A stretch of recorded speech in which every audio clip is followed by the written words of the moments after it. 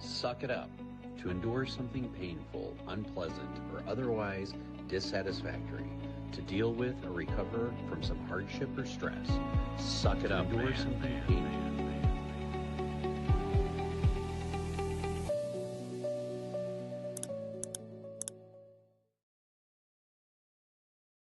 Well, welcome to today's episode. We are going to talk briefly for a few minutes about probably one of the best gifts I've ever received. Now, as you guys know, it's the new year. If you've been listening to the previous episodes, you know that my give a damn button is broken, which that's one of my New Year's resolutions, basically. And I'm going to stick to that all year long, no matter what. And it's funny because when we hear the term suck it up, man, and you hear to endure something painful, I think my relationship with my kid has been definitely something painful both ways.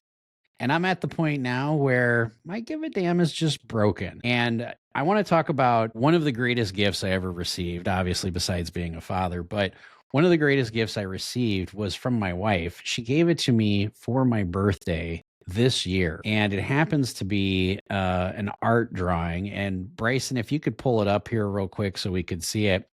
And I know when you look at it, you don't think it's much, but that's something my daughter did when she was in, I want to say, the eighth grade. And I will tell you, when you're tripping balls on shrooms, it's called rainbow shadows, right? And when you're tripping on shrooms, though, the whole thing moves, and it means a lot to me because it basically demonstrates that you're one person on one side where the light can show, and then on the other side there's like a lot of darkness back there that you don't see. And then when you're staring at it in that state of mind for quite a while, not only does it actually move, but there's faces in the drawing from the fingerprints that my kid accidentally left because it's a chalk drawing, and they're fingerprints from her, but they actually look like faces in the background. I know I'm a big art buff. When I went to Bali recently, you can go ahead and take that down now, Bryson. But when I went to Bali, the only regret I made, because next time I go back to Bali, is I'm bringing an extra suitcase and I'm buying all the artwork, because I did get some artwork, but I already have. I counted it for insurance purposes, Wayne. I have 12 pieces of art in my house, and I picked up a 13 piece of art. And this is something maybe the viewers and listeners don't know. Wayne, you've been to my house, so you know one of the things I showed you when you walked in was my prized art collection that I was like, oh, this is this and this is this, and they all have little stories. Wayne, do you collect art at all? I don't. I'm not a big art buff, but I actually have some art pieces throughout my place from my grandmother who passed away unfortunately a couple of years ago. But she was really big into art. She did a lot of watercolor, and we grew up on the Jersey Shore, so a lot of her pieces are of the shore, and it's got a lot of lighthouses and beach scenes. So they're beautiful. I don't really love art, awful at art. I could barely do a stick figure, but I have a lot of her pieces throughout. So art's not really big for me, but I received a pretty good gift last month. And when I say it, you might not think it's that big of a deal, but I would tell people I'm not a big candle person, but my wife is. And we would get these really nice candles. And sometimes what happens, if you like candles, you probably know this, but you get to the end and the wick like doesn't light anymore, but you still have like half the candle. So you're like, what the hell do I do with this? I have to like throw this out, waste it. So my dad got me a candle warmer lamp, the little lamp that has the special bulb that lights the candle. So it's like a really basic thing. But now when we have these candles that the wick doesn't work anymore, we don't even have to use the wick anymore. We just put it under the warmer, and it works. And I thought it was a pretty good gift, even though it seems very minute, but I thought it was pretty cool because at this point, I'm 37 now. My wife and I, we pretty much buy what we want, right? We're not really big material people. So like anything we want throughout the year, we buy. So to, for my dad to, from our conversations, figure out something that I needed, I thought that was pretty cool. I thought it was a pretty good gift. Yeah, it's funny that you mentioned you guys get what you want, because on Christmas Eve, and I got back from Bali on the 23rd, but on Christmas Eve, my wife looks at me and she goes, what do you mean you don't have a present for me under the tree? And I was like, honey, we went to Bali, we went to Japan, we went to Tokyo, we rode the bullet train, we rode elephants, for crying out loud. I said, that was our gift. We agreed to that. She's like, well, I got you a gift under the tree. So, of course, Christmas Eve, I went to Meijer, bought $643 worth of shit, came back home, put a bunch of stuff in the trees and the stockings and everything else. And she was like, how much did you spend? And I said, 600. And she goes, wow. I said, yeah, don't tell your husband that I didn't get you shit under the tree on the day before, on Christmas Eve. Cause I was literally the guy walking through the aisles and I was like, oh, that looks good. Oh, that looks good. Oh, that looks good. But I really like gifts that have a lot of meaning. And one of our New Year's gifts that we got from our friends, it was actually a Christmas gift, but since we hadn't seen them in a while, they gave it to us on New Year's Eve, was one of those absorbing mats for our dogs. And as you know, I have a dog door that goes right through my wall. And of course, when it rains up here or when it snows, like it does 6 fucking months out of the year, they like to track mud through the house. So we have like 2 to 3 or 4 towels always laying on the ground. Well, our friends got this absorb mat that we put right in front of the dog door. And so far, it's a home run out of the park. It absorbs all of right off their paws. I love gifts that have a ton of thought. And so even if it is something simple like a candle warmer, I mean, you guys are using that a lot more and you're probably using a lot more candles because of it, aren't you? Yeah, and it also has a bunch of settings, right? So if we want to just improve the scent in the house, we can just put it on the lowest setting, so it's not really going to burn out the candle too fast, but you're still getting that scent. Whereas obviously when you light a candle, it's either lit or it's not, right? So you let it sit there lit for a while, it's gonna burn out pretty quickly. So yeah, no, it's a great gift. That's nice. Speaking of things being lit, this is a gentleman that our first guest, or not first guest, but our guest on today's podcast is somebody that I've shared a doobie or four with in the past. And even though I am no longer smoking anything, Andy, Bryson, if you can pull him up here, he has definitely enjoyed that with me a time or two. And we're going to ask him about gift giving and things like that. Andy, what is the best gift you've ever received or a gift that you've received recently or something to that effect? Let me just tell you, we're on similar journeys because my chess rating, which sucks, I'm horrible at chess, but I like to play it because it's humbling because I'm so bad.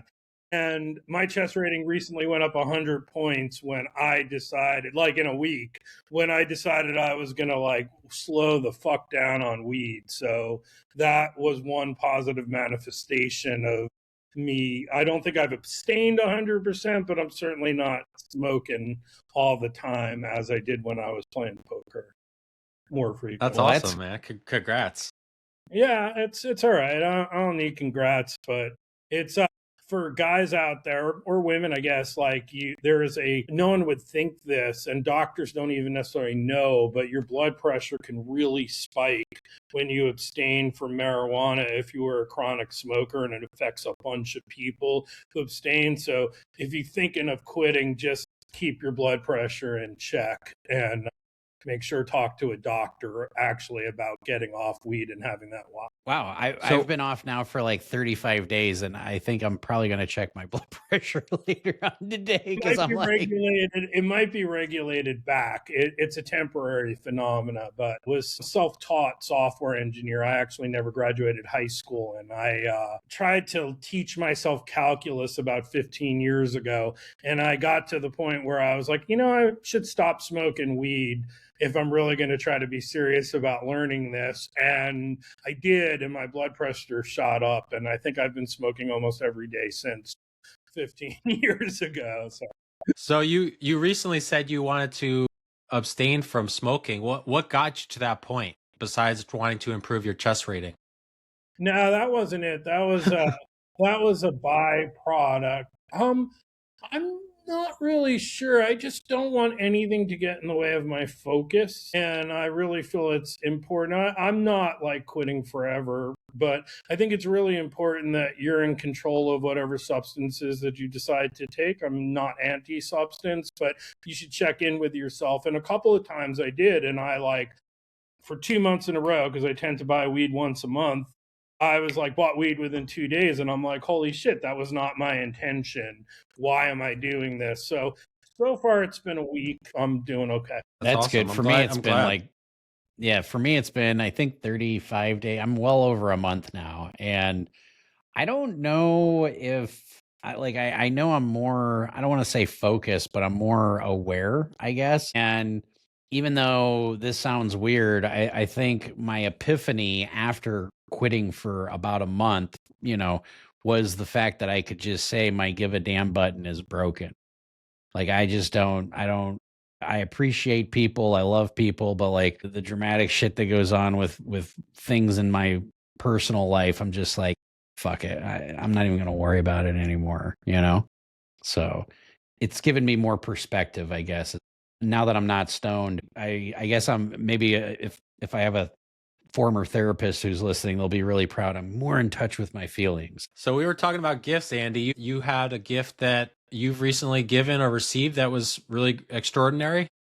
You can get yes, I gave a gift. I have a 2.5-year-old grandson, and I moved back to New York from Vegas just so I can spend more time with him and also it was a better platform to launch my company from. And I gave him a puzzle, like 17-piece puzzle meant for 4-year-olds, and I was trying to teach him how to use it.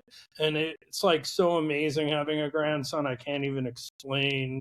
Like everybody says that who has one, and you're like, yeah, whatever. But like that's how I was my whole life. But now that I feel it, like, I mean, maybe the fourth time I saw him, he ran up to me and he said, "Pop, pop," and I was like, just in love. So that's I made the right, at least at this point, about centering myself in New York and being close to him. How long ago did you move to New York from Las Vegas? I moved to New York in Oh, wow. So pretty recently. And how long were you in Las Vegas for? It was my second stint of 2 to 3 years in Vegas. I'm sort of like an American gypsy in the last 15 years. I've spent a lot of time in Vegas and New Orleans and a bunch of other cities, sometimes doing tech work, sometimes doing poker. What did you like most about living in Las Vegas? Because my wife and I have this discussion a lot, and I don't really want to live in Las Vegas. And I know a lot of poker pros end up moving to Las Vegas, but I'd rather live like for a winter house either in Florida or Georgia or something. But what's the thing you like the most? Hands down, architecture. I love walking through not just casinos like the Wynn, but like the Wynn or like the Cosmo, whatever that mall is off the Cosmo, because there are interior decorators who are the best in the world at their craft, and they're nameless. And I really want to appreciate their art as I walk around. So it's very much like a tie to art that I like most about Vegas, which is a surprising answer for a poker player. But yeah, I love that answer because have you ever been to downtown Detroit? I have never been to Detroit, but my daughter has been to many and many music festivals in Detroit, and she's told me a lot about it. The biggest thing that I love, one of the biggest things I love the most about Detroit is the architecture.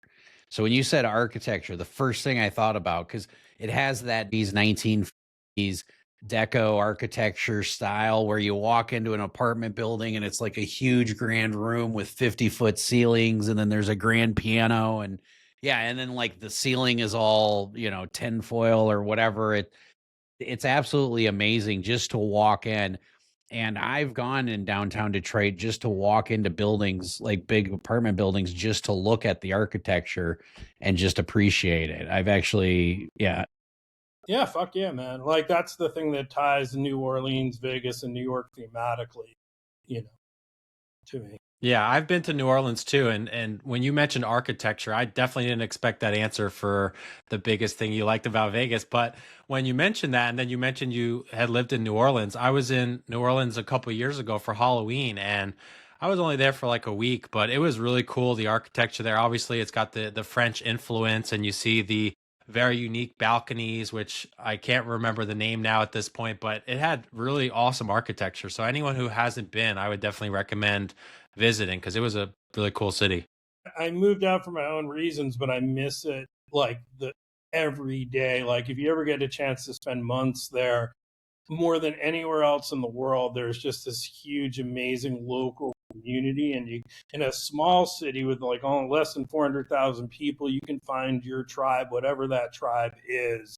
It's really built around that, and it's very unique. You know, I went to New Orleans and I absolutely loved it. My best friend when I was growing up in North Fayetteville, North Carolina, his whole family was from New Orleans and they used to talk about it all the time and Mardi Gras and parades and pardon me and everything else. And I don't even know if my wife, my current wife, has been to New Orleans. I don't think she has. And I think now I'm going to put a pin in it, and that's a place that we're going to go look, at least the New Orleans suburb area, because she doesn't want to live near people. Yeah, I'm going to give you a poker tip about New Orleans. So when you go at Harrah's because it's really the only place to play. You're going to be like, why am I even showing up? And you're going to want to play the 1530 Omaha limit game because that'll be more your speed and buy-in. But actually, the silly 1-3 game is no cap. But here's where New Orleans is different. You have to get there at 10 in the morning. And they always have like 2 tables going at 10 in the morning. And it quickly separates between the people who want to play big games and the people who want to play small games. They're really great with moving you right away so you're where you need to be. So you can get like a 1-3 no limit hold'em game with like $15,000 on the table, $20,000 on the table but the weird part is it's not a night game. It's like people show up in the morning and it's the best gambling is actually in the morning, which is very weird for most cities and gamble culture. So one of my first PLO experiences, like in a big game, was at Tunica. I believe it was the Golden Nugget, where they used to have paper bags on the floor, and the paper bags were counted as part of what your buy-in was, and the paper bags would just have cash.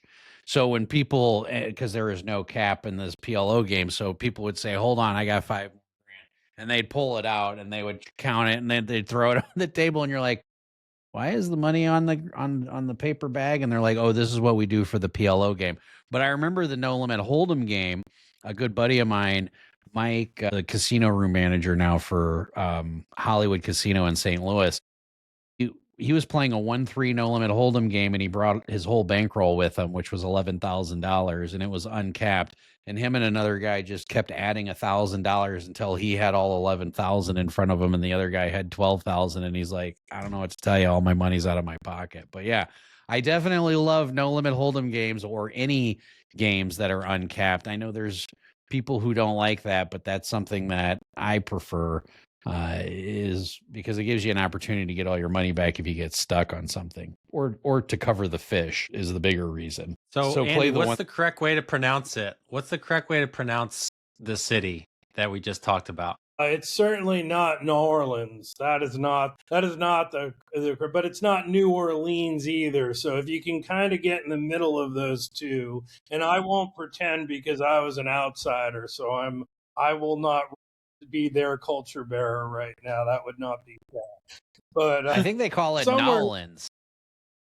Yeah, that's what they call it on Saturday Night Live, and people in the city kind of hate that because they actually don't say it that way. But they don't say New Orleans either, as someone from Minnesota may say. So it's somewhere in the middle of those two. I think most people call it the Big Easy, right? Isn't it known as the Big Easy? Oh yeah. Yep. Yeah. Yep. So PLO 6 High Low is the nickname for New Orleans. The Big Easy. Big Easy, yeah. Well, I learned that the first time I played that was we're going back like 10, 15 years ago when TJ Cloutier was alive. And, I never played with any big pros at that point. And I sat down at the WSOP, like a cash game, and that they called it Big Sleazy. One of my first students was playing with TJ Cloutier, and I thought he was still alive, but I think this was like a year and a half ago. And he sends me a photo and he goes, do you know who that is? And I said, yeah, it's TJ Cloutier. Whatever you do, don't fucking give him any money. Don't loan him any money. And he goes, that's really funny. You're the third person who's told me that. I said, yeah, because he doesn't pay anybody back. And I said, and I've never even met the fucking guy. You know your reputation's bad when people who've never played with you, never loaned you money, and the first thing they tell about you is don't loan that guy money. That's a bad rap. Yeah, it's been one of my rules in poker. Like I learned how to play underground in New York City right post Moneymakers when I really started intensely. And like I had some personal rules and I knew the games were run, they were fair games, but they were run by the mob and it was kind of clear even though no one talked about it. And my rule was I'm never going on a sheet. I don't want to own anyone anything. Like thank you for running a fair game, whoever you are. But, and sometimes you would meet the guy who ran the game because, or like whatever, because it was clear he didn't know what the fuck he was doing. And he would sit down with like 2,000 people, $2,000 or $3,000 and just give it away in 30 minutes. And, you know, like it was a very interesting, colorful time until a teacher got shot. And that kind of ended that underground culture in New York. There's still games, of course, but I used to play at places with like 3 to 7 tables nightly as an underground game. That went away. But very soon we're getting 2 poker rooms in New York City. One's opening this spring, so I'm kind of excited. Maybe I'll start playing again in the spring when that opens up, and that'll lead to a WSOP participation. Have they talked about what the rake is going to be on these new poker games or where they're located at or anything like that? Yeah, so the one that's opening up now is in Queens. I want to say it's Bally's, and it's in Queens. Yeah, they have a Bally's Golf Club in Queens. And so they have the facilities. They don't really need to do much of a build out. And that's opening up in March. And it does call for a poker room on launch according to their plan. So that's coming in spring. Sometime in spring, they say, this year. So do you That's think really that's cool. you think that's gonna attract a shitload of people? What kind of impact do you think that's gonna have on the underground games? I hope they decimate it. I hope it decimates them. I'm not a big fan of underground games, and I like legal poker. Not because of the illegality side of it, but just more the exploitive side of it. That's the exploitation outside the game rather than inside. Well, yeah, we just talked to a previous guest who was at the Chauncey Billups game, a couple of times. And so not only that, but underground games or games that are home games, you never know exactly how legit they are. Where if at least at the casino, even if they do have a higher rake, or maybe in a lot of cases, probably lower rake than an underground game, but For sure. they're at least regulated by the state of some sort, so they have some kind of oversight where if you have a huge beef with them, you could be like, hey, let's pull the tapes, let's see what, you have somebody to at least go to. There should be people protecting players, and I'm fine with it being regulated by the state. Makes total sense to me. Now, do you think there's going to be a lot of high limit games there, or high pot limit games? Like, do you think there's going to be a lot of 25-50, or you think it's mostly going to be like 1-3? I have no idea. Well, okay. So I cannot imagine a New York City where the games do not get big, but at the same time, like, and was not necessarily a fan of Giuliani, but the best proposal he ever created in life was to build a casino on Governor's Island, which is right off of Wall Street and would have required a ferry to get there, which got denied. But we're going back like 20 years ago, pre 9/11. And so I guess 25 years ago. And I wish they put it there because, like, Wall Street is certainly the gambling mecca of finance. And then to have a poker room so close would have been amazing. But I imagine they'll get big games eventually for sure. I can't imagine not. It's freaking New York. Yeah. I'm kind of curious. I mean, I don't have anything going on in March or April. I might just shoot over there. You got a place I can crash on the couch? I certainly have a place you can stay for a few days, but it's like an hour and 20-minute subway ride to Bally's from where I live. So I'm not sure it's the most convenient place to play as a poker, but you're always welcome to hang out with me. Well, I was going to say, I just got back from Japan. So like being on a train or whatever, of course, it's a little bit different in Japan than it is in New York, but yeah, whatever, hour and a half subway ride. I mean, that's easy. I can do that. Yeah. This is all conditioned on not having a lover somewhere outside of New York where I'm at, but we'll figure it out. We'll figure it out. I'm hoping it actually comes true because I know, I mean, I'm from Jersey, so I know a lot of people back there. My in-laws are from Queens, and they've been talking about this for, I want to say, like 5 to 10 years. So I'm happy that, I mean, I hope you say it's going to be in March. I mean, I hope it's going to be that, because I know this has been a long time coming, right? Yeah, for sure. I mean, it's insane that in the largest, densest area of the country, we're all forced to drive minimum of an hour and a half, 2 hours to go play poker in room. I mean, Parks is really a good room. I would say that's a quality room, but other than Parks or having to go to Philly or going to the Borgata, it's all a pain in the ass locally to actually go and play. Well, and not only that, but if you're driving an hour and a half and drinking, like a lot of poker players do drink, and then they're driving back when they're drinking. It's a lot better if it's on some kind of public transportation, like a subway. But then again, I mean, if you have a really hot night, next thing you know, you're up 15 grand. I don't know if I'm going to be wanting to take public transportation to get back to my place. I have a funny story about being totally tired after I was up like 3,500 in a 1-2 session at Trump Plaza, I guess, or whatever. Trump Taj Mahal, Taj Mahal. Taj Mahal back in the day, and I just had this game I crushed. I used to target athletic jocks who were playing like crazy, and then I would make fun of them as the stoner at the table, just all as part of the game behind the game, and just watch them spew chips. And as long as my ego didn't get totally caught up in it, I was generally pretty good with that technique. Anyway, one day I took this boxer's stack. I had $3,500, $4,000, and it's 11 in the morning after playing all night, and I'm like, I'm too cheap. I'm not going to get a hotel room because they're $400 a night, in the summer in a city. I'm like, what can I do? And I'm like, this is so funny, man. So I'm like, they have the cabanas right outside the Taj. I can just rent a cabana on the, not a cabana, but a lounge on the beach, and it has an umbrella.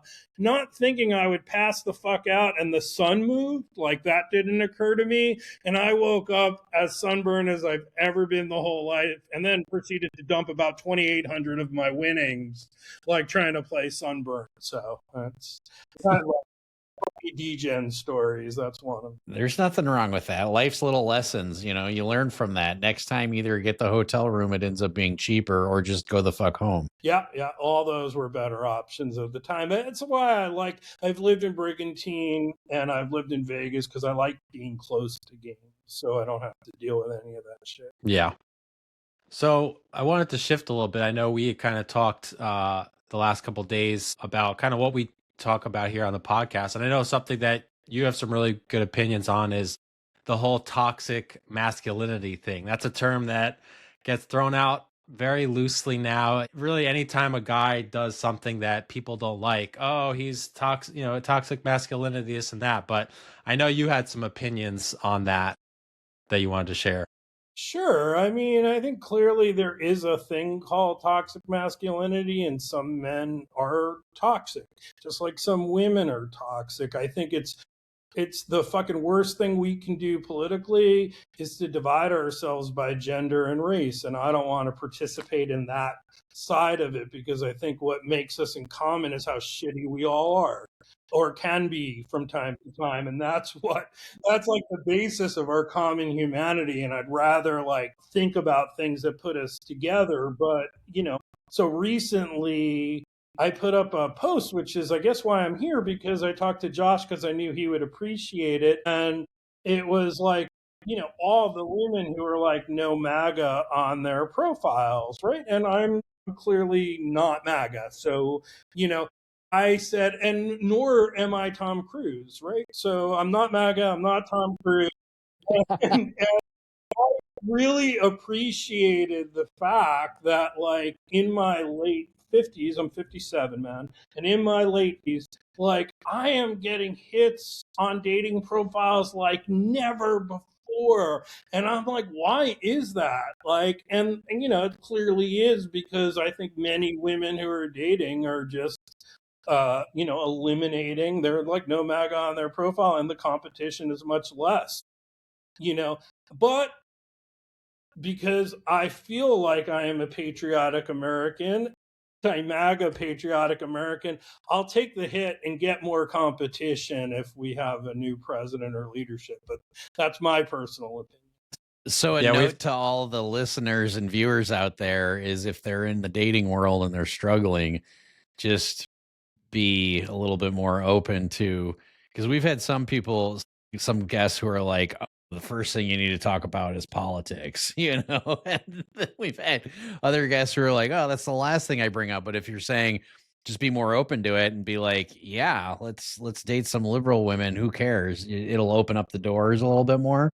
I think the most important thing about like dating someone is just being nice and kind, and the so-called toxic masculinity, which again, I think is a real thing because people can be toxic.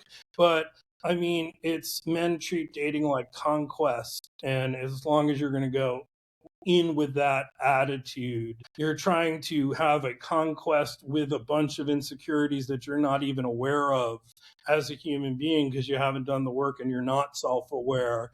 Like, it's going to be a disaster, whatever your politics are. Yeah, it's interesting that when you talk about dating now, and you said, you've gotten a lot of hits because of the whole your political affiliation. I don't ever remember that being a thing. I mean, I'm 37. Like when I was in the dating market, like 15, 16 years ago, like that was never talked about. Right? And I think that's kind of a testament to how far we've come, right? I mean, when do you think, Andy, that kind of became a thing? Like when, or maybe it's always been a thing for you, as far as when did politics become like in the forefront? Like, hey, if you're dating someone or going to potentially be a mate, like they literally ask you about your political affiliations. Look, man, whether we first started writing on stone or then switched to papyrus or went to the radio or then got TV and then the web and then social media, like every change in media technology has caused a massive shift in society. So you kind of have to look at the backdrop of this. I'm really into the meta of things, right? And like, what is the thing behind the thing? Because that's what interests me way more than the politics itself. And I relate that to humanity. Like on, people talk about, like I'm pro-choice, and I'm a feminist, so I'm pro-choice. And it's like, I can't tell you how many conversations I've had where I said, I'm pro bodily autonomy. And that includes what comes out of your brain, what comes out of your mouth, right? What you consume. So the meta issue is not abortion rights. The meta issue is bodily autonomy. And if you wanted to get your way, you would bring men on board. And you can do that by providing a framework where it affects their life too, because people are basically selfish and we're self-interested and operate on that. And so you have to be able to cut issues that affect broad swaths of people if you want to build coalitions. Well, I think something like bodily autonomy is something all of us can relate to. I mean, I had to fake my COVID vaccination in order to play in the WSOP right after COVID. I'm still not vaccinated on COVID, but yeah, it's something I am all in favor of. I'm like, yeah, you should be able to do whatever the hell you want. I totally agree with that. And yeah, I could see how that could hit both sides of the spectrum. Sure. I mean, I am not anti-vax, so I'll leave that there, but I respect your ability to decide what the fuck goes in your body. And, so that's that I can't be consistent and say I believe in a government that would force you to get a vaccine, nor am I going to be fucking hysterical because I don't remember any government agents forcing people to get vaccine. It was done by social convention and by private organizations and public schools and stuff like that with kids, but no one was going door to door saying take this jab or else we're taking you away. So now, I was going to say, so going back to like the stone papyrus, are you saying that the norm or the difference now is probably social media is having like a big rift in society? because I Yeah, what I happened? definitely see that. What happened 15 years ago? I mean, that's like this is from, self-image relations with women and young girls, and or division in society. I think there's been lots of ripples as we're all trying to figure out what to do with this new media that we have that we never had before. So, yeah, I think that's a huge part of it. I was gonna say, Andy, so you mentioned you have a daughter. How old is your daughter by chance? My daughter's 37. I started really young.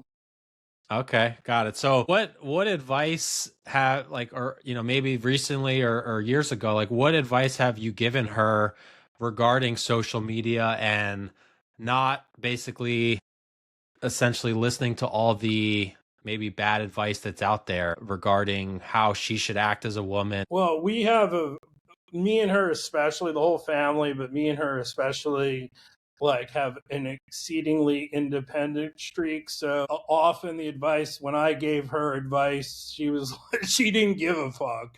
And I learned to be okay with that over time because I want her own autonomy. I would say it's don't feel, but if it was she had a kid and she was asking me for advice about her children and my grandchildren, I would just say, do not feel. I think it's really important to monitor what's going on in your children's lives. And then, like, true autonomy maybe comes 14, 15, 16 slowly. But before that, monitor your kids. It's your fucking responsibility as a parent. Now with So AI you would coming up, I was going to say that might be like the next riff in society is how AI is going to start impacting, you know, different aspects of life where you have some people who are heavily in favor of AI and some people who are heavily against it. Like my wife refuses to have any kind of AI robot in our house that can like do all the chores and shit. Like I keep trying to tell her, "Hey, we should order one of these robots." And she's like, "Fuck that."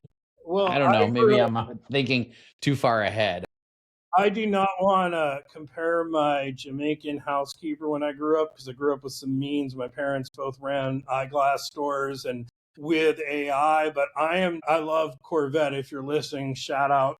She was amazing to me. But like I'm debilitated from being taken care of by someone. Like, the idea of cleaning for myself was a big shock when I became an adult, and I don't think it was particularly healthy. I would understand that with your wife. I guess the other side is, I think we're going to be all separated by our level of curiosity, and AI will do a super amount to accelerate the already curious, which is, honestly, I wish it was 100% or 80 or 70, but I'd probably put it at like 15 to 20% of societies. I think because of, not because of income or anything else, I think like people who are naturally extremely curious are just going to accelerate their learning to such a degree. And then people who are not that curious are just going to be, are going to stay behind. And I don't know how you deal with it, but that's my opinion on like what the future looks like. One of my professors at Northern Michigan University never had a cell phone, even until the day he died. And he died just a few years ago, Dr. Ball. And I'll never forget, like, he always had a members only jacket. He smoked like a chimney, and he just never had a cell phone his entire life. He was like, oh, if somebody wants to get a hold of me, they can call me on my phone. So yeah, you're definitely going to have people deal with it that way, where they're just like, I'm going to not be a part of it whatsoever. And I can respect that. I don't think there's anything wrong with that. Going back to like the bodily autonomy thing, like, Yeah, fuck it. If that's what you want to do, great, if you want to go on, like, I want all the aspects of like the theoretical community and everything else about being off grid without being off grid. Like, I've talked to, there's a homesteading for singles on Facebook. It's a group I can recommend, even if you're not single, because it's like the biggest lulls on the internet in dating sites for whatever reason. And, I've talked to some women who had a farm and they're looking to recruit a guy to the farm. And I'm like, I'm a technology dude. I'm not a farmer, but like, I must have internet. I'm never going to give that up. It's wherever I am. I can't imagine sailing the seven seas without a satellite, so I can be connected that way. But sure, like, people who aren't into it, great. whatever floats their boat. Should have that You could always freedom. do Starlink on the farm, I mean, Yeah, it's there. that's what it was, and that's my kind of fantasy. Like, I don't think I'm ever, but that nomad fantasy I've always had. Maybe it's a little bit of wandering Jew in me. I always laugh about that because we have that in our culture, but I'm definitely a little gypsy in me. And I love the idea of wandering and not having a destination per se and planning shit at the last second, but I better fucking have internet or I'm going right back to an apartment. I was just gonna say. So you mentioned that if you're talking to your daughter and she's gonna have grandkids and whatnot, you would recommend at what age should a kid have a cell phone that has internet access? You said maybe 15, 16 years old. No, I'm not saying that. I'm saying social media, and I don't know. I'm not an expert. I mean, clearly social media is doing harm to kids. I know, where is it? Australia? Australia. Yeah, Yep, yeah, they've Australia. suspended, and we'll have to look at different models. I'm for what's effective. So let's let people experiment. Let states, families, countries experiment on the best models, and then we'll figure it out. Unfortunately, we're going to have to go through like 30 to 50 years of fucking up our kids in the process while we do, but that's, humanity. They weren't doing great back in the caves. It's probably already happened. I mean, with what's going on, as you mentioned, all the different issues that are happening, and I think you're starting to see it shift back a little bit. I watched some other podcasts on here, and you're starting to see some people get digital cameras are coming back, and I know I've seen a couple of podcasts recommend, hey, like, have a phone that doesn't have internet connectivity. Get a phone that just like you could just call on it and talk, as opposed to now like everything is on your phone. And you're starting to see some people, you're going to probably have a divide, as you mentioned. You're going to have the uber curious with AI and these different things. They're going to say, okay, cool, I'm going to get on the waiting list for these robots that can do everything in my house. But then you're going to have some people that are trying to pull back from technology and saying, hey, maybe having everything on one device is not great for us. Well, I would say I would only relate that to poker in some ways. Like, do you really need to play a hand while you're taking a shit? I think if poker players go first and they get rid of their mobile phones, like, so they can like feed an addiction and and dopamine wherever they want, like, that will probably be better for games in general, for their games and their productivity in the game. I'm the poker player that's playing on my phone while using the bathroom all the time. Fair. Just like that. I mean, I sometimes, like, when I have a drive and I'm driving downstate or I'm driving to Chicago, sometimes those are my best games because I'm like playing and I'm focused on the road, but I'm also playing at the same time. I know that sounds terrible. And I've had lots of people say, you shouldn't play poker and drive at the same time. And I'm not encouraging that. I strongly don't think you should play poker and drive at the same time. But it is something that I have been known to do every time I drive long distances. So, well, I think that's interesting because, like, what's that say about your game, man? Like, if you're like disconnected, and poker's all supposed to be about uber observation, obviously, and patterns and stuff. But then you're disconnected completely because you're focusing on the road. Maybe like there's something about those breaks that actually make your game stronger. And I wouldn't encourage driving on the road to get those breaks, but that I would encourage you to like kind of analyze why. I'll tell you, I think it improves my game. And I know that sounds really weird, but because I'm so familiar with playing online with a lot of the same people, I already know their tendencies. And in a way, it's less emotional, a little bit like disconnected from maybe the observations, but just more their tendencies. And I'm like, oh, in this situation, if somebody's betting half pot or blocking ace, the dry ace, or it might be something like I had something come up the other day where, the board's 3 hearts. I have the king high heart. I value bet, guy calls, turn doesn't change anything. I value bet, the guy calls, river doesn't change anything. And I literally just checked just to bluff catch. Cause I'm like, if he's got a dry ace, he should definitely fire. Cause at this point he knows that's the only way he can win. But when he fired and I thought about it for a minute, I was like, he would have raised on the turn, because he always raises on the turn if he has the actual nut flush. And so I ended up calling. It was a pretty sizable bet. But yeah, because of my distraction, if you will, like even when I play at home, this is going to sound terrible, but sometimes I'm playing a game like a Hearthstone or a video game, or I'm watching TV while I'm playing at the same time. And the advice I give to my students is be focused and don't have all those other distractions. And the other advice I give to my students, though, is whatever works for you might work best for you and not for somebody else. So, like me being a little distracted when I'm playing online helps benefit me.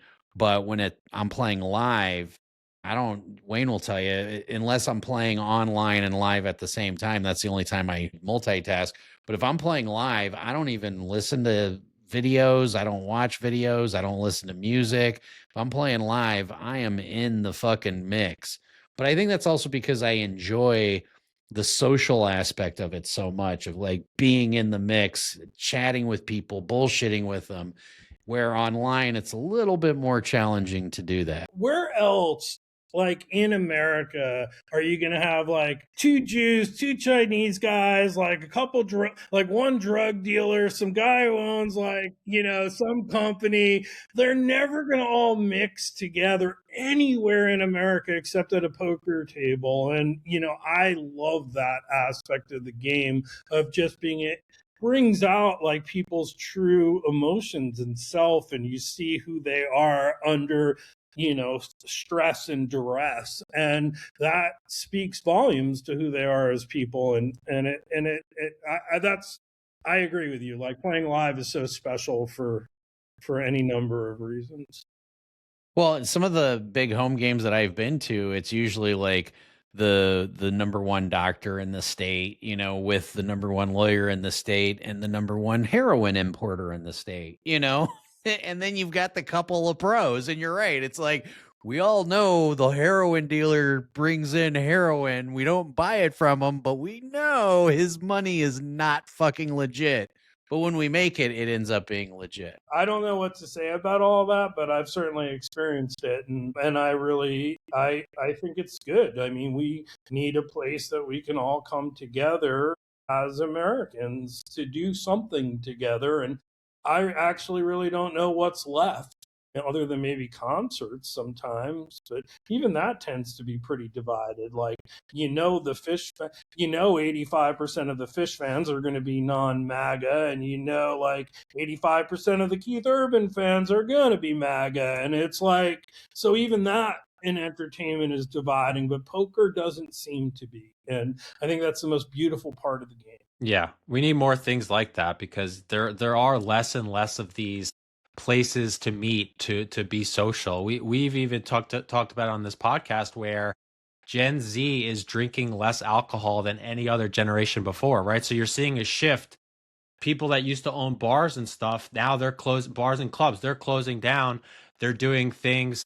Josh and I, in a couple of weeks, we're going to be going to a Diplo, who's a house music artist. He has it's called Diplo's Run Club. So it's literally a 5K, and then they have a kind of a rave afterwards. But there's a lot of these activities like that popping up because Gen Z is not drinking alcohol, so they're thinking of different ways to get people to meet up, essentially. Hopefully we legalize mushrooms and we can all meet up over that. But I really feel very, very strongly that meeting up is and having a sense of community is really important. And then talking about like meta issues, right? Like the issue behind the issue. This has been going, this is an extension, man. People left churches, they left Kiwanis clubs, they've left social organizations around America.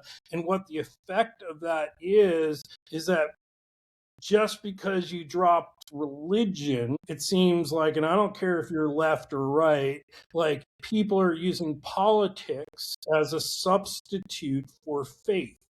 And it is the worst fucking substitute in the world, and it can never replace what faith does for people.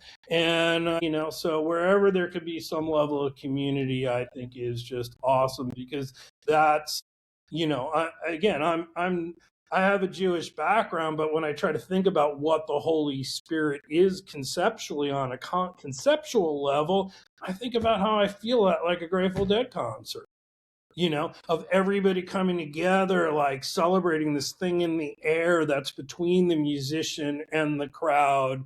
And if you want to call that the Holy Spirit, that's great. Like, that's your metaphor, but it's something and it's there and it only happens in community. I will tell you, one of the best things about being on a really good mushroom trip is just realizing that we're all in it together. Like, whether we're in a fucking simulation where there's a god or aliens or fucking whatever, like, we're all in this together, whether we like it or not, and I don't know. It's something that I can't stress enough that I agree with you that, yeah, shrooms, psychedelics, those things should definitely be legal because there's just so much more to explore. It's actually one of the things I wrote down recently in my New Year's thing. We wrote down the things we wanted to burn, and one of mine was my give a fuck button is broken. And the things that we wrote down that we wanted to experience in 2026. And I haven't done ayahuasca and I haven't done DMT yet. And I wrote down I want to do DMT or ayahuasca. DMT is probably one of the few things that I'll smoke, but yeah, that's my goal. I did it once, DMT. DMT or ayahuasca? A DMT. I don't want to throw up, so I'm not going to do ayahuasca. But like DMT, I did once, and a few years ago because I wanted to experience it as well.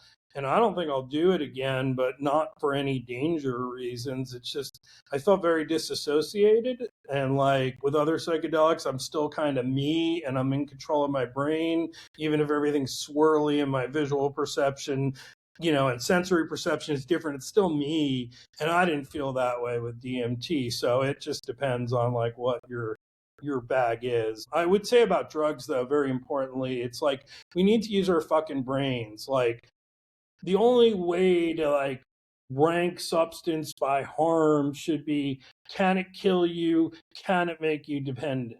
There's nothing else that is important in that conversation about substance use in my mind. And on that scale, like psychedelics would be somewhere far more legal than nicotine. Yeah. Well, and I know as far as the DMT you're talking about, like where you're not even aware of your physical surroundings or anything. Like when I do shrooms, you're right, you're always still aware of where you're at. You still have that autonomy and control. But yeah, I want to do some psychedelics where my mind is just fucking way out there. Like I did do a shroom trip in Bali. Yeah, where I was like in two different dimensions, but I could tell I was like still here, and I'm like, no, I want to go to the fucking seventh dimension over there and just be like absolutely mind blown when I come back.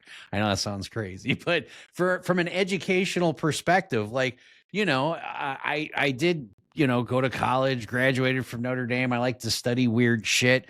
It's one of those things like for educational purposes, I just want to see what that's like. And I know my wife's done ayahuasca a couple of times, and yeah, there's things people don't tell you about ayahuasca. Like a lot of people will throw up and shit themselves at the same time and things of that nature. And like, I've just studied up on that and I know, yeah, that's kind of a common thing, but I'm ready. That's one of 2026 goal is to do ayahuasca and or DMT. I prefer DMT because I heard better things about it, but I'm ready to experience my mind being absolutely fucking blown away. Well, I mean, I appreciate that. It's 20 minutes of blown away and then you're back. And so it's a very short investment to kind of get whatever feeling you're looking for, but it's nothing there's no comparison in my mind between other psychedelics, which are really only mushrooms and LSD that I've done. And I'm in the don't give a shit either mode. Like I would rather have a humanity where we're self-expressed and we really say what's on our minds rather than censoring ourselves. I still think being kind is really important. It's absolutely. Yeah, like that may come first, but in terms of ourselves and our own personal sense of danger about our own roles in society, like fuck that. Like I'm my own actor, I'm my own agent, and if I'm not never, ever, ever going to self-express myself in a way that holds back. It's why I don't do corporate environments as an employee anymore. Yeah, I can definitely appreciate that. I know Wayne and I had a guy stay with us, Bobby, in Las Vegas, who said he did DMT like 14, 15 times or so. And he was like, yeah, he's like, it's kind of addictive because you're in a different like plane. And he's like, and he goes, but then it's kind of hard because then you're dealing with realities. Like when you start smoking it frequently, which apparently he did for a short, month or whatever, or a couple weeks. He's like, it's kind of hard because you're trying to separate what the fuck did I just experience with what the fuck is this reality. So I don't know. I'd like to see that and experience it. I don't know. Maybe I don't know. I'm looking forward to it. I know it's going to happen in 2026. I just know it. Well, I want to hear from you the day after. That would be fun. Absolutely. I'm definitely, trust me, there's going to be a lot of people I'm going to talk to. Well, it would actually be a great podcast, right? Like if you were able to lie back on the lounge chair and like, because it is like I hit the floor, not hit the floor. I was sitting down because someone recommended I sit down, and like I laid down for a while because it was just too much. I couldn't speak or anything. So it would be a fun podcast to go through with you, like your trip live. Why not? Oh my God. I don't know if I could do it live. I mean, I was listening to a Joe Rogan podcast where the guy said that he smoked DMT and he was a street sign for 200 years, or like a tree next to a highway. And he was like, I got to experience what it was like to be a road sign for 200 years through all the weathering and and I'm like, what the fuck? But I'm thinking to myself, that would be really trippy. So yeah, if I'm like doing that live on a podcast, I don't know. I maybe we'll just maybe it. The first thing I ever read, like when I first got the internet and I'm like researching weird topics, and I was researching psychedelics, and I read this essay, Moses, Mana, and Mushrooms.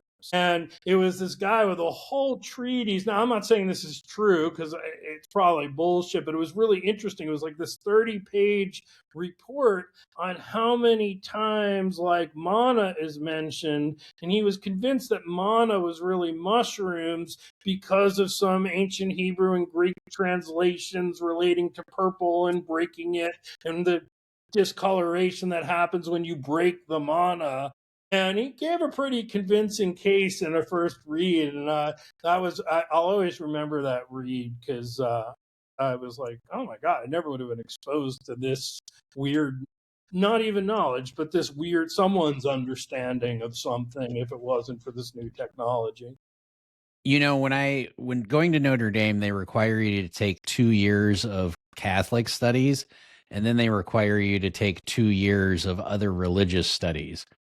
And I probably read the same treatise that you're talking about because I remember a reference in one of the religious classes about how mana could be linked to psychedelics. And there was like some kind of theory behind that. And that was back in 2002 or so. I didn't really think much of it at the time, but I'm remembering that now just as an off topic. Like I remember when I was going to Notre Dame, I wasn't into psychedelics at the time, but I remember thinking, oh, that's kind of an interesting perspective. And I'm like, everybody's got their point of view. So I think I might have read something similar to that.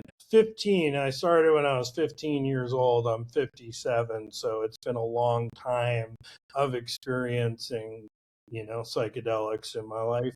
But I'm someone who just prefers, people talk about the benefits of microdosing, and I suppose there are, or maybe not, I don't know. But that's never how I've used them. I want a macro dose infrequently. I want it to change me temporarily, and just it's the best, especially if you suffer from burnout because you work really hard. It's like the best 2-week vacation in 24 hours you can possibly take. And that's when I treat it. When I was in Bali, they had this shop set up. It was in Gili T, which is like its own island or entity. And it said, have the best trip of your life. And you go in there and they give you a secret. They give you a secret menu. It's not that secret, but it's up here. It's a bar. And it says, like the shroom prices. They had like 4 different shrooms. And the last one was called Jackpot, which was the most expensive one. And the first day I looked at the guy and I said, I'll take jackpot. And he looks at me and he goes, is this your first time? And I said, no. He goes, second time? And I said, bro, I've probably done more shrooms than most of your people that you see for the rest of the week. And he goes, okay, then. And then he had to call a guy. Guy shows up on a bicycle, because on Gilly T there's no, it's horse or bicycles. And he shows up, hands him all this stuff. And I tell you what, I looked at the shrooms he was putting in because I'm like, how much shrooms is jackpot? Like a normal dose of shrooms is about 3.5 grams or so. And this guy probably put about 12 grams of shrooms in the blender. And then he put a ton of pineapple in it. And then he put a ton of orange juice. And then he put mint in it. And then he blended it, and then he smoked a cigarette, and then we talked for for 7 minutes. He put a cigarette out, and then he smoked another cigarette. Meanwhile, the blender's just going. It's just, and after about 15 minutes, he goes, "You're ready," and he poured it. I tell you what, I couldn't taste any of the shrooms whatsoever. It was worth every penny, not because the trip was so good, because the trip was good because I was in 2 different dimensions, but it was worth every penny because I was like, that's the way I'm going to do shrooms from now on, because you get the citric, from the orange juice, so it enhances the trip, and you don't even taste them. And that's usually the downfall of most people trying shrooms, is they try them when they're dry or they mix them in the honey. And I've done that plenty of times too. But I tell you what, throwing them in a blender with pineapple juice, mint, and orange juice, boom, and let it blend like for an entire 15 minutes. You just drink it, and it's like drinking a glass of orange juice or like a milkshake, and you don't even taste the shrooms in there. Because I had 12 grams of shrooms. So then the next time we did it, my wife and I both did the jackpot at the same time, and that was a good time. Bodily autonomy, man, back full circle. I mean, it's way healthier than like pounding a bottle of tequila. Like, you don't have the big ass hangover afterwards. You're not going to make shitty ass decisions. You might have weird conversations. Like, my wife was recording me like drinking a glass of water, and I'm like, she's like, well, you can just pretend it's coffee. And I mean, yeah, there was like some weird trippy shit that I did, but nothing that was going to harm anybody else or harm myself. And then the way you come out of a shroom trip is usually you just eat. So we just went to a restaurant and ate, and man, that was like some of the best food I've had in my life. Cause you don't eat for like 5 or 6 hours, and you're coming out of the trip once you eat, and you're like, it was just good. I don't know. I really can't say enough positive things about them. It doesn't affect me as hard as it did when I was younger. I think there's actually scientific reason for that, because your synapses, not your synapses, but something needs to open essentially for the psychedelics to come in, on a very naive medical terminology here, and it opens a little less and less over time. You do build up some type of resistance. But when I was 16 years old, man, going to see the Grateful Dead, I saw purple streaks like flying out of Jerry Garcia's guitar. And I still have the memories of those purple streaks flying out of his guitar. And so I got to experience what Native Americans got to experience, which is communal use of psychedelics, right, around something the Catholics call the Holy Spirit. And over time, and the basis for the Grateful Dead said, every time we play, it's like church. And I used to laugh at it at first until I really thought about it. And that's my spirituality. When community comes together and you have all these mixtures of things, and you feel at one with music and crowd, and you can't get there from any concert, right? Like, it's something they call communitatis, which is the feeling of one a crowd has. And it happens at like Baptist revivals, it happens at political protests, it happens at Grateful Dead concerts. And I relish those feelings. It's fucking amazing. It's like the best life has to offer, at least for me. We need to get Wayne to start pounding some shrooms back with us. Go on, Wayne. Sorry. Yeah, I was going to say, I'm not as adventurous as you guys are with the psychedelics, but I think it also goes hand in hand with alcohol use too, right? Like you mentioned, Andy, that these trips are basically the best cure for burnout. And maybe that's why part of the reason the younger generation is so depressed and anxious and all these other things. Like, I'm not saying become an alcoholic, but I'm saying like to completely eliminate alcohol and drugs 100%. Maybe if you just, it's all in moderation. If you can add a little bit in your life, they call it liquid courage. If it makes you be more social and maybe go approach a woman that you wouldn't have otherwise, maybe we got to get back to that. I'm very health conscious as much as the next person, but I think going completely cold turkey on alcohol and these things, like maybe that's one of the issues that's going on right now.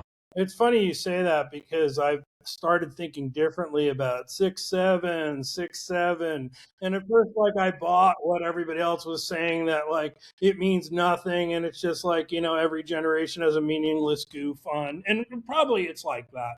But if you think about how divided and how political we are now, right? To come full circle to the initial conversation, and then you think about 6'7", there's all of a sudden a profundity to it, because it's like, we don't fucking care about your division. And if that's what, like, we don't care, 6'7", man, 6'7", you guys go off in your tribal bases and fight all you want, and we're just going to hang as kids. And I, I'm not saying like the 13-year-olds or 14-year-olds or whatever are philosophers, but there is some philosophy around that, like Edie Brickell, like in "Choke Me in the Shallow Waters Before I Get Too Deep," man. Like, what was that about? You have to not drown in your own sense of even purpose. Like, you can't drown. You have to come above water and see people for who and what they are, and enjoy them. At least that's my philosophy. I love it. I agree. Yeah, we have to come together more. Everything now, I think that's the biggest thing that social media has done, is just created so much division, right? It's either you're on one side or the other. Whatever happened to finding common ground, right? So Andy, we have a tradition here on the podcast where we ask you a question that the previous guest left without knowing who you are, and then you'll get to ask a question for our next guest. Now, our previous guest, he had a little tough time with it, but I'll kind of sum it up a little bit. He had a divorce basically with an American woman, and now he's more of a passport bro, as you say. So he prefers, he lives in Colombia, and he prefers women from different countries. But I guess the question he was kind of alluding to is what is some of this really negative viewpoints that has been giving to American women nowadays? Like, I know you mentioned you have a daughter, but like, if you would give her some advice on some of these things, what is some of the negative media spinning for women that you think is just really detrimental? It's a tough question for me, but like, I'll try to answer it the best I can. So in terms of negative media, it's been this way for all of time, right? Like, you're supposed to look a certain way, or you're supposed to act a certain way, and I don't think that's much different than men. It used to be Cosmo Girl or something like that, and now it's porn or something like that. But it's you are an individual first, is what I would say. And it doesn't matter what type of individual you are, you need to own your individuality and be comfortable with it. And that takes time, because we're not encultured that way. And it's not just being empowered as a woman, it's being empowered as a human being first and always. And then your femininity or lack of femininity can all be part of that. But it has to be at the core of who you are, independent of gender. That's how that would be my answer. Well, one of his biggest things was, like, he said, why would you date a woman from the United States when women from other countries can offer men from the United States so much more? That's basically what he was trying to get at. That was his thing. And I was like, if you look at relationships as a conquest and a transaction, like, his point of view makes some sense. And some cultures do look at it that way, Yeah. But I don't, I want a real connection. I want someone like You know, if I have a desire to fuck that woman over on the side over there, I want to be able to tell my partner. Like, I respect the poly people and the poly community because they can have communications about who they damn dated and then come back and talk to their partners about it. Like, that's the shit you want to talk about with your best friend. So I don't understand. Like, for me, it's like, I just want everybody to find their best friend that they're also intimate with, if that's their that. I hear you. Now, what would you say? What would you like to ask our next guest? You can ask anything in the world. I can ask anything in the world, and I don't know who the next guest is, so it's really hard. I guess it's like, what's the most important piece of ethical advice that you always try to follow and feel bad when you fall short? What is the most important aspect of an ethical advice?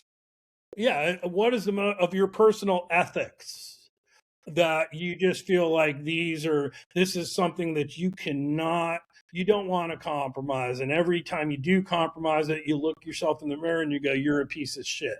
That's what I'm interested in from people, because it's like who they are, integrity. If you don't start with integrity, you don't got integrity, you don't have shit. Yeah, Josh and I always quote Scarface, and we quote the scene where he says, you know, a man has two things in this world. He has his word and his balls, and I don't break up for no one. So we were telling this guy, he's a son of a billionaire, and he basically gave us his word on something, and then he went back on it. And I pretty much told him, like, he's like a 20-year-old kid. He's a son of a billionaire, so like maybe he's lived a different life than most of us. But I said, listen, in business and in life, if you say you're going to do something, you better do it, because you're just never going to be taken seriously ever again. Yep, I agree.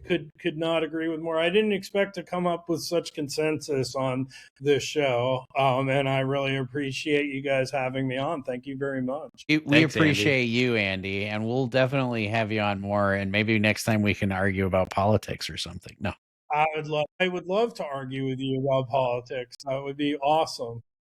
we'll do Thanks, that Andy. after a mushroom trip or something to that effect, because then we'll just still realize we're still in it together.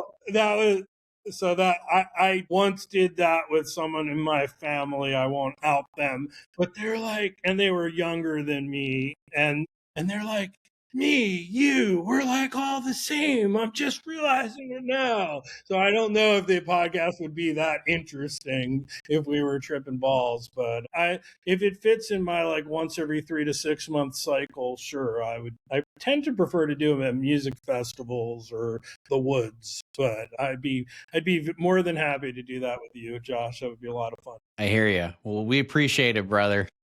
All right, I'm not sure this is going on my LinkedIn profile, this special, but it was a great opportunity to like have this is my first appearance in the medium of podcasting, and I've certainly watched tons of them. So I hope I did well for a first timer, and thank you again. Absolutely, we loved it. All right, thanks, Andy. All right, bye. Peace. That was a really cool episode.